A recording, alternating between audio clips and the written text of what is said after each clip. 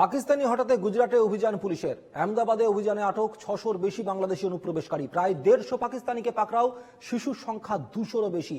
গুজরাটে আটক হাজার অনুপ্রবেশকারী। পাকিস্তানি হঠাতে গুজরাটে অভিযান পুলিশের। আহমেদাবাদে অভিযানে আটক করা হয়েছে 600-র বেশি বাংলাদেশি, প্রায় 150 পাকিস্তানিকে পাকড়াও করা হয়েছে, যার মধ্যে শিশুর সংখ্যা 200-রও বেশি। পাকিস্তানিদের ভিসা নিয়ে কেন্দ্রের নির্দেশের পরই অভিযান, সেই অভিযানেই ধরা পড়ল বাংলাদেশিরাও।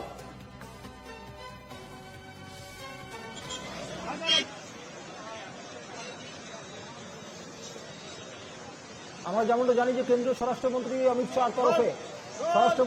শাহর তরফে প্রত্যেক রাজ্যের মুখ্যমন্ত্রীকে নির্দেশ দেওয়া হয়েছে খুঁজে বার করার জন্য যে কারা কারা রয়েছে পাকিস্তানের বাসিন্দা, এবং তাদেরকে দ্রুততার সঙ্গে 27 এপ্রিলের মধ্যে তাদেরকে পাকিস্তান অর্থাৎ তার দেশে ফেরত পাঠানোর নির্দেশ দেওয়া হয়েছিল।